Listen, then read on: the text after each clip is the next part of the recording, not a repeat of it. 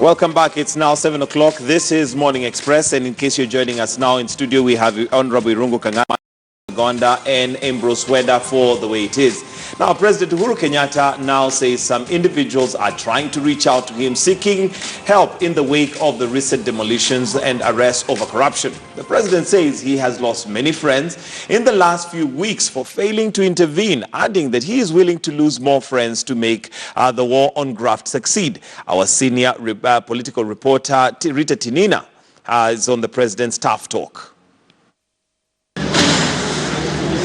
After years of failure to act on buildings and walls put up on riparian land, the last few weeks have not only seen multi-million shilling buildings come down, the war on corruption has been redefined with arrests and arraignment in court of several high-profile individuals. And this time, it appears President Uhuru Kenyatta means business more than ever. No matter how powerful you think you are, no matter how much you think you know people in high position, no matter how much money you have, that will not save you. The new chapter of enforcing the law, the president says, is calling him friends. Over the last few weeks, I've lost very many friends, Bishop, because I've been receiving so many calls that, you know, how can you just sit there and watch all this destruction going on? You must stop. And I said, it's difficult to stop. It's difficult to stop, not because we love to destroy. It appears he is willing to lose more friends on this one. Let us lose friends. We will gain others as we move forward. The perfect formula to deal with corruption and impunity has remained elusive for successive governments. And for Uhuru Kenyatta, who is serving his second and final term, just how he handles the war on graft may make all the difference as he tries to secure a legacy. Rita Tinina, KTN News. All right, and well, that's what the president had to say yesterday as he attended a church service. And gentlemen, let me start with you, Michael Agwanda. Evidently, the president, even from his body language, seems to be serious about what he's talking about. And well, he says he's lost friends and is willing to lose those, but gain others. On the war on corruption, your thoughts on possibly what the way forward may be for him? Evidently, he wants to leave a legacy. I am happy that the president made this statement in a church. In other words, what the president is saying is, I'm seeking for a spiritual intervention because, humanly speaking, I'm not able to. This is a very difficult time, a time of losing friends who have now lost properties and lost resources. And you know, if you really want to touch the heart of a man from Central Province, destroy his property. You'll have killed him. Literally. And in this case, some of these people are coming from Central, and some of them are coming from other areas. But that to tell you that, look, it's not an easy thing. And I think the president is seeking for spiritual intervention, that I might lose all these people, but God, just remember that I'm doing the right thing. And I think it was a right place for him to do that. Secondly, this is sending shockwave. That statement alone to the friends of President Uhuru Kenyatta, President William Somaya Ruto, and the executive, that look, this man called Uhuru Kenyatta is not the same man I knew, is coming for me if I joke around. I better do the right thing, because if I don't do it, I might end up, man, that might just save this country. That is what President Kagame did. Even to his friends and his cronies, they went to jail. And when they went to jail, in fact, it is recorded that he even went to visit some of them and told them, look, me, I cannot help you to this extent. All I can do is come visit you here. But you know, this thing, you did it personally. If you are involved in corruption, you are involved in corruption as an individual. We were not in a team when we were getting involved in this corruption. That is sending shockwave, not only to the friends of the president. Then what about the people who are outside there? The friends of the president are the ones being affected with this purge.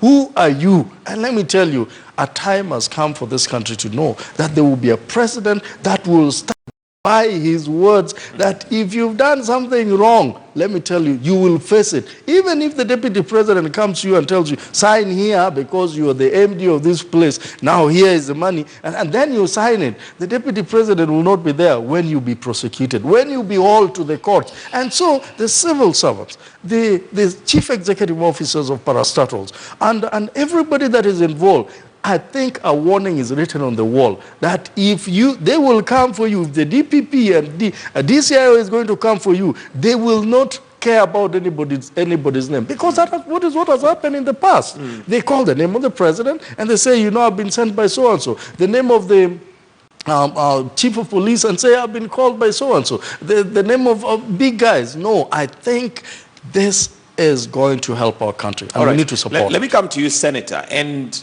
as the president is evidently, saying that he's losing friends, and this is because he has a war against corruption, we have other legislators, if the reports we found on Friday and Thursday and Friday are anything to go by, who are compromised for a mega 10,000 shillings, 20,000 shillings, members of parliament. And I know the opening for all members of parliament is, I have not been approached. So again, we're dealing with ghosts here, but isn't that egg in the face of the president when he's trying to fight?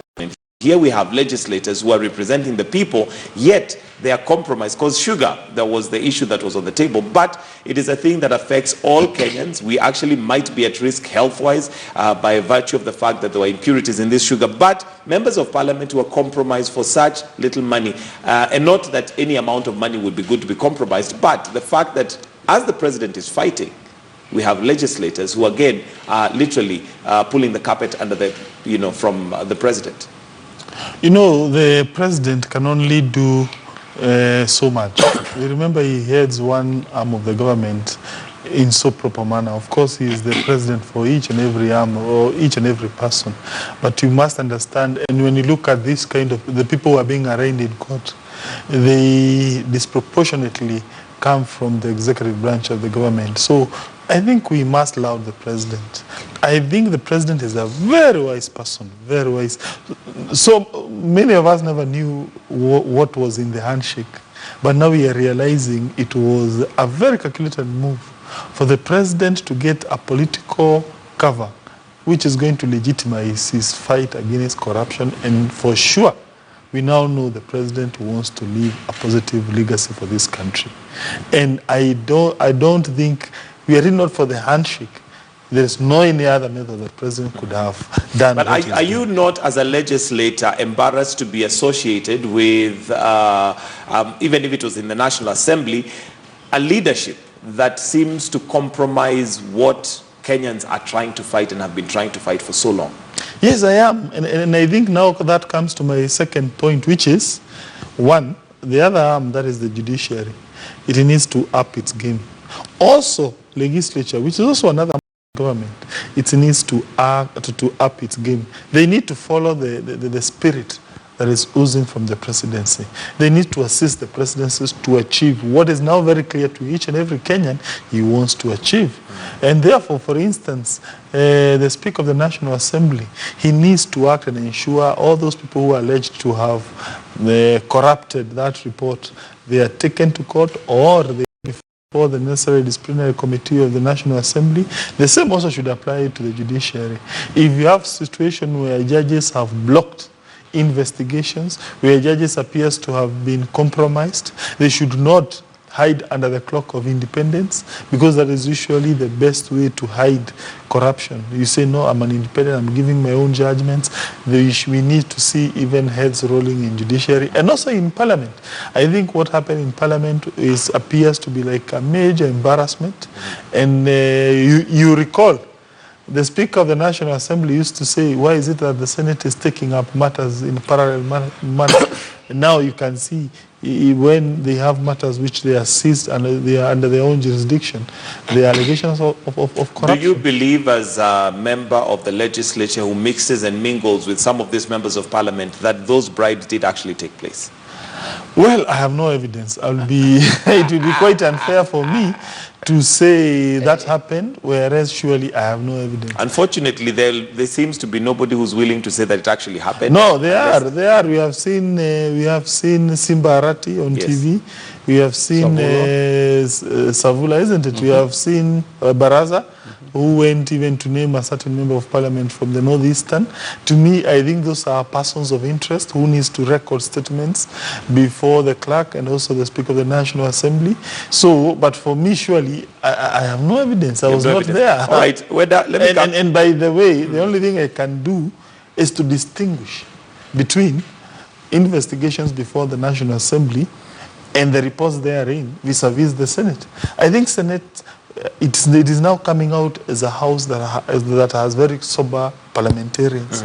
We have never had any whiff of scandal in the Senate concerning allegation of bribery in the Senate. All right, and I'll come to you, Weda. But now, the National Land Commission Chairperson, Dr. Mohamed Swazuri, will be arraigned in court today after spending in custody. So Zuri was arrested on Saturday and held at the Ethics and Anti-Corruption Commission. So Zuri was held together with 6 other officers in connection with the standard gauge railway compensation exercise. They include Kenya Railways boss Anas Maina. The Director of Public Prosecution, Nudin Haji, has already presented the prosecution of the officers. So Weda, again, this is the step in the fight against graft, and what you'd expect out of this, and especially looking at some of the accusations that were before, or rather of Swazuri. We have subjective land valuation, overvalued compensation, unexplained duplication, and overpayment as a lawyer. And this documented evidence enough possibly to ensure that we have convictions now brought before those who are accused? Yeah, I think watching from the pedestrian view, you had the complaints that the SGR was fairly expensive and a lot of money went to compensation. Now, this was being done on the basis of the old Kenya Railway, which had sufficient, a lot of land. So, the allegation against Swazuri is that they privatized or they reallocated Kenya Railway land, and then people got compensated for it. The same way the Ruaraka land went. It's government land, then somebody claims it, and then they are compensated. That is good, and if the documents are there, is good. But the question will be how they are presented in court. Because these are That's where the rubber meets the road. Yes, these are very rich people. So they are going to meet, to bring the best of the best lawyers. And that is where you don't bring it to court, you don't get it. Do you understand? So it is not just a question of having good evidence. You can have good evidence in your house, you don't bring it, and you don't bring it within the rules, especially against the background that the same parliament allocated the judiciary very little money. Very little money. So the judiciary also will respond in a way, you get it wrong. And there'll be no discretion. They say, get it right, we give it. You get it wrong, you are out. So it is incumbent upon the prosecuting side, the northern team, to either have the best, to make sure they have the best. They also have, they are fairly organized, because the law always tells in favor of the accused. So there is hope, but if it is well presented. If it is not well presented, then we have a problem. Michael Agwanda, your expectation of some of these convictions, and whether the DPP possibly has enough evidence for them to be arrested. Of course, he has to have some evidence that he has. You cannot just be arrested. But do you see now this for going to convictions? I actually see this case is going for conviction. As my brother here has alluded on the issue of Kenya Railway land, Kenya Railway Corporation, I think, is the only parastatal that's had more properties in this country than any other corporation. This land has never been up for sale. In fact, most of it is leased, like the ones where the Easy Coach are in Nairobi here. But majority of their places, they have never leased to anybody else. It's been left fallow. My thought is when SGR was coming, they will find a capital base in terms of land and infrastructure that has been there since 1800s. Unfortunately, that was not so.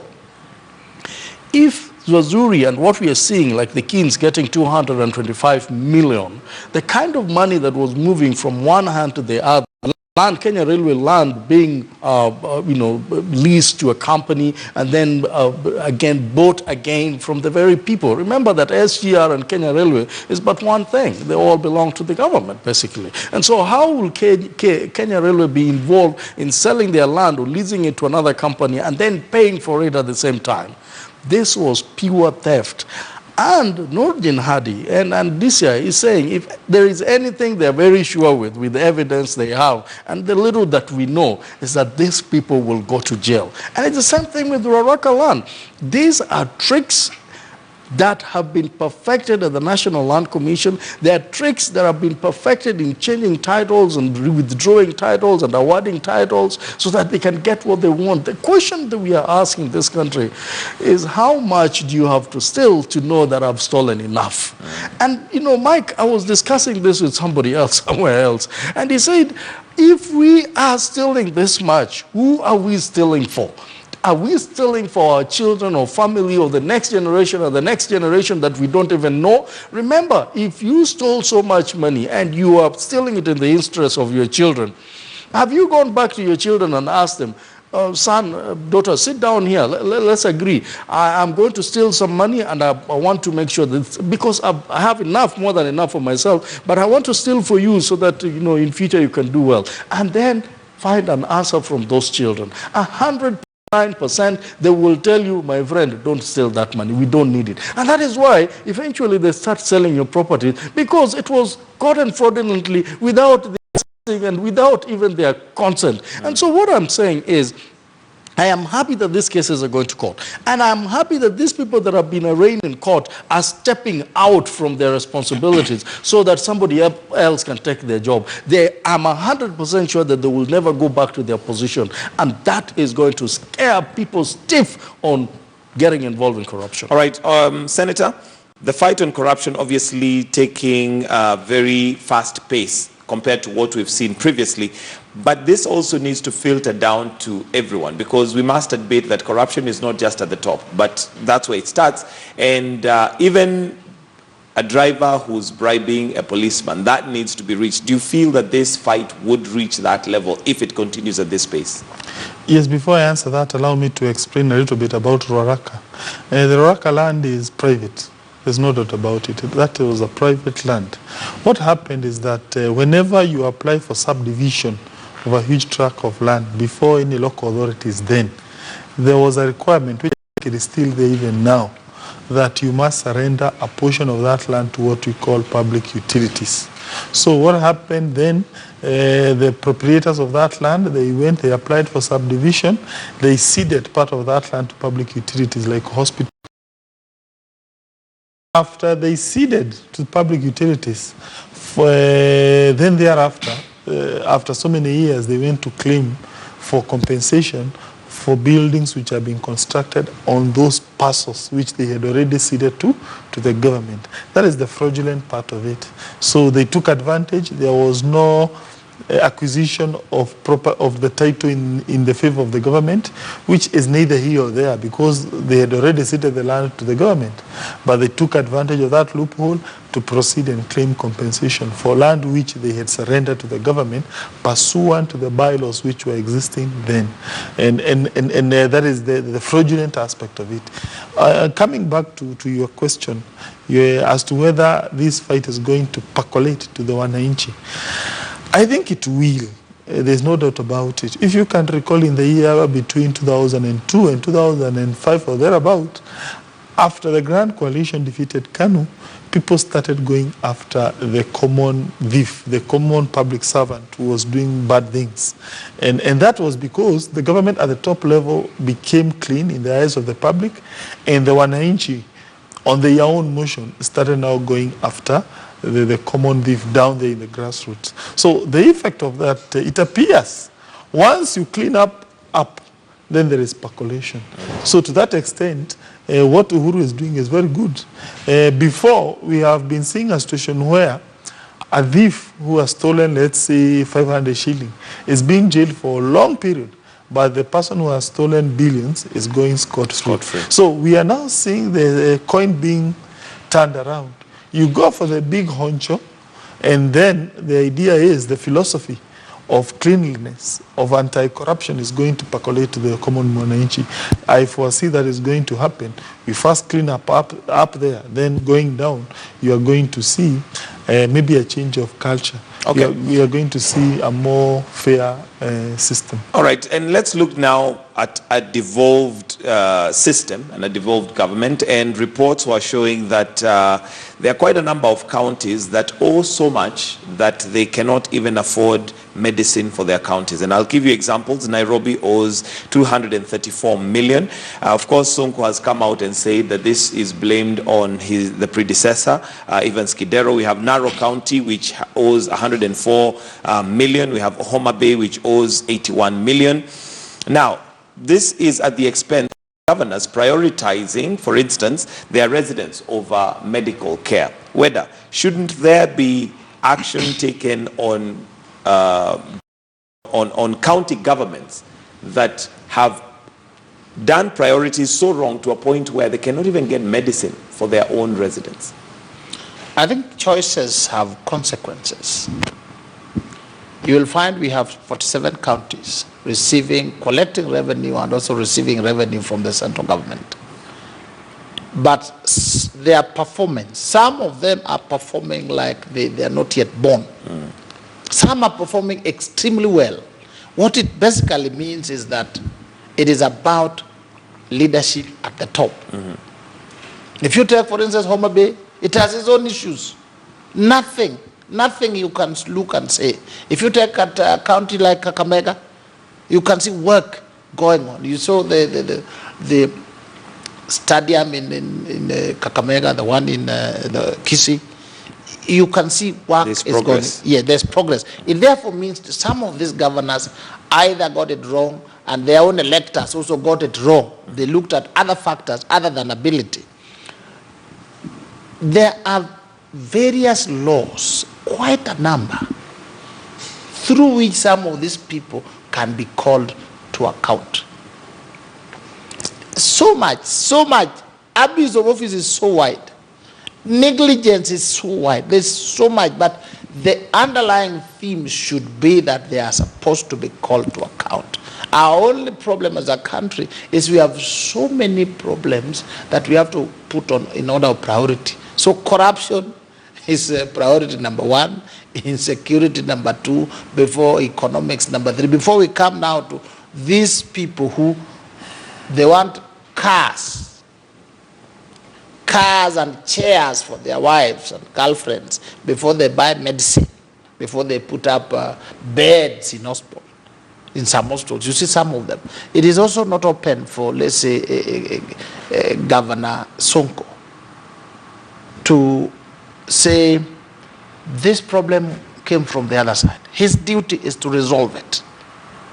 That's why we changed. That's why we said Governor Kidero out, Governor Sonko in. Now, if, for instance, President Uhuru was to keep on telling us, oh, this corruption took place, we say we change government so that you come in and address it.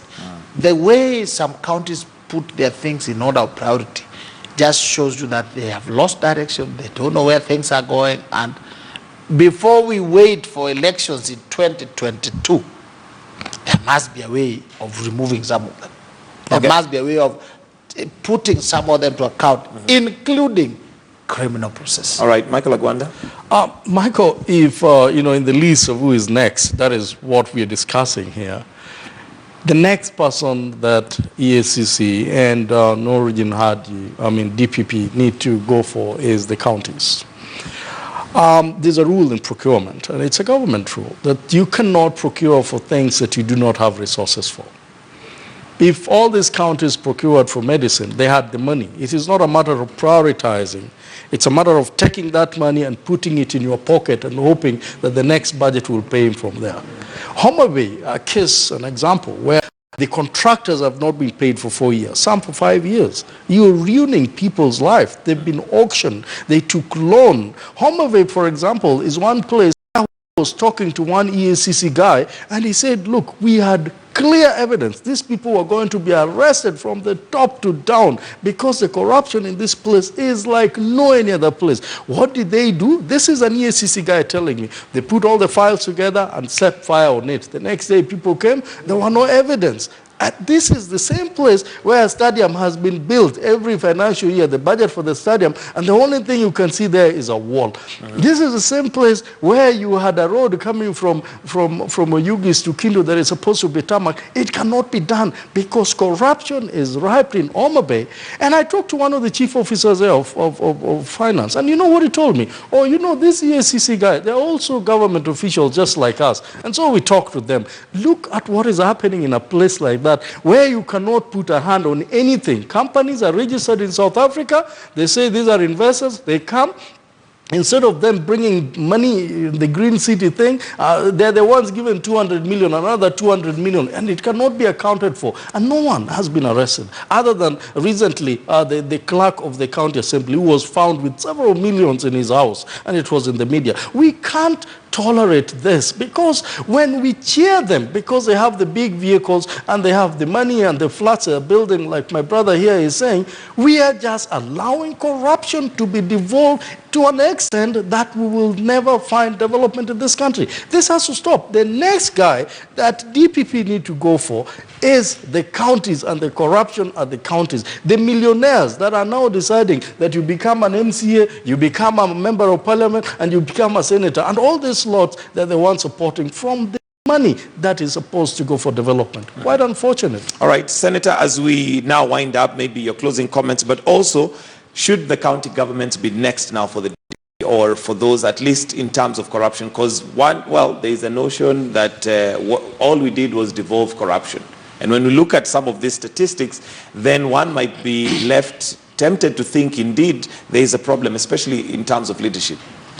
Yes, I want to support the contentions by my co-panelists that we need to fight corruption in all levels.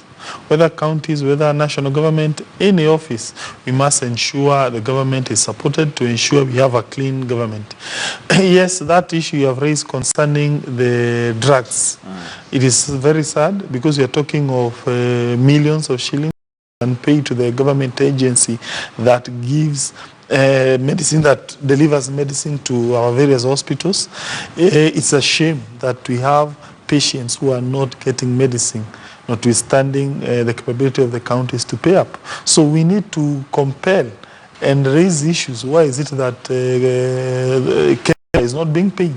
There is even a larger problem where some counties are not procuring medicine from the government. They are using private entities. Let's say they go to a private company instead of going to KEMSA. You know, KEMSA gives medicine at a discounted rate. I think it's only KEMSA and another entity that is owned by the Catholic that is called MEDS, which gives medicine at a very discounted rate. Otherwise, these others, they sell medicine at a very exorbitant price. So again, we should ask, why is it that counties are procuring medicine to private entities? And again, you see, I saw that list. Some of the counties are owing about 30 million to KEMSA. Why? To me, 30 million vis-a-vis the budgets of the counties, that's a very small figure.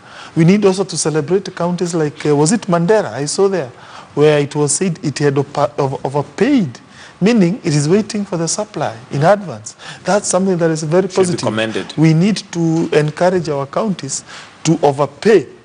You overpay. And also probably they need to adopt the CDF model of financial management. In CDF, they don't do procurement until the money hits the account. So meaning, once the money hits the main account at the treasury, and then it is they open what we call a project account. It is after opening the project account do they proceed to do procurement. But in counties, I think because of that hurry, probably to do things, they usually proceed to do procurement once they do budgeting. Okay. But you know, budgeting is a projection. It's not money that you have in your account. You're projecting to raise this much. You're projecting to get this much from the national government, but it's not actual money in your account. To me, I would urge counties to wait until the money hits the account and then they proceed to do. All right, Ambrose, whether your closing comments as we wind up. Yeah, I think mine will be different. I would urge our fellow men to actually just learn that women are fragile partners that are supposed to be protected and made to do better, to look better, to be good, not to be bashed. If you want to punch, please face fellow men, come round, we fight each other. Although we also have women who beat up men. I mean, one of the clips that that we had beating, I think we need to re-examine our hearts and know that we are, the only thing the Bible says is that the only debt we owe any other person is love. Love. Michael Agwanda, your closing comments. Let's support the president. Let's support Regine Haji. Let's support Kinoti and men who have come out. And even with all the corruption in this country, I have hope that we can fight it and that you can go to a court of law and get justice. I have hope that these court cases will be heard to their conclusion. I saw a report just the other day that NYS, some of the culprits of NYS are trying to settle out of court. That means they may even want to bring some of the loot they took. If we go that direction, we will stop this moth corruption in this country. And let me tell my fellow men and fellow countries, there is no need to steal if you have enough to eat. Your children will be taken care of. All you need to do is to believe in God, and they will get the education, have a good government, they'll get the education, and their own life. But when you steal, you ruin their life as well. Thank you very much, gentlemen. We'll have to wind it up right there. That's Michael Agwanda. Yes, I gave you an opportunity for closing So comments. there's one story. 10 seconds. There's one story, the one on the High Court, page 3. High Court set free sex worker who defiled boy, where you see, because they are now releasing young children who have been defiled on the basis they were as adults. To me, I think that's a very wrong philosophy, where the courts are not enforcing the law as it is, but they are now doing the philosophy of doing the law as it ought to be. Once Parliament says a child cannot give consent to sex, that is the law. That It needs to be enforced that way. I would urge the DPP to escalate this matter to the Supreme Court for advice to ensure we protect our children. A child does not have the ability to give consent to sex. Thank you very much, gentlemen. That's Senator Kenyatta, who's the deputy whip in the Senate, Michael Agwanda, who's a governance expert, and Ambrose Weda, who is a lawyer. Gentlemen, thank you for joining us this morning on The Way It Is. It is now 28 minutes to 8 o'clock, right here on Morning Express. We're going to take a short break, but do stay with us. We have more stories making headlines coming up.